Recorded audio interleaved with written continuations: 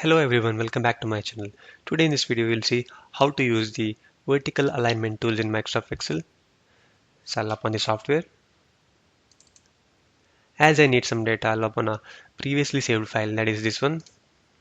So we have a set of data over here to which we will apply the different alignment tools and we'll see how they behave.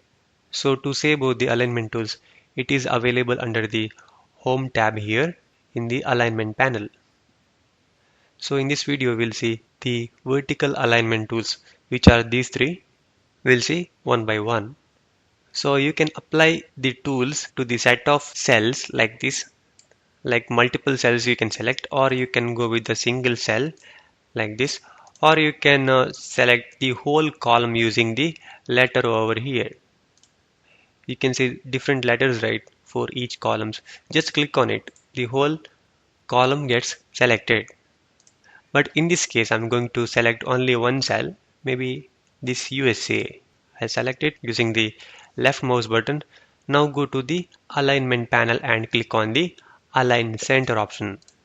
As you can see, the word USA now comes to the center of the cell. And if you don't want it means you can click on it again so that it gets switched off.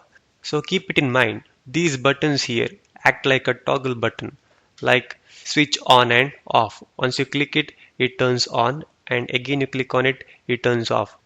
So now nothing I have applied. So now if you want to use the align right, select the cell again, click on the align right. It comes to the right corner of the cell. And if you want the word at the left corner means select the data, click on align left. It comes to the left corner of the cell.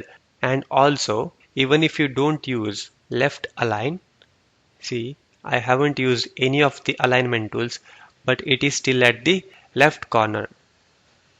It's because in Microsoft Excel, the text entries will stay at the left corner of the cell and the number entries will stay at the right corner of the cell by default. Got it? It's because of that. Now this is a text entry, so by default you have it at the left corner, so no need to use this feature. So got it right. In the next video we'll see the horizontal alignment tools, that is these three.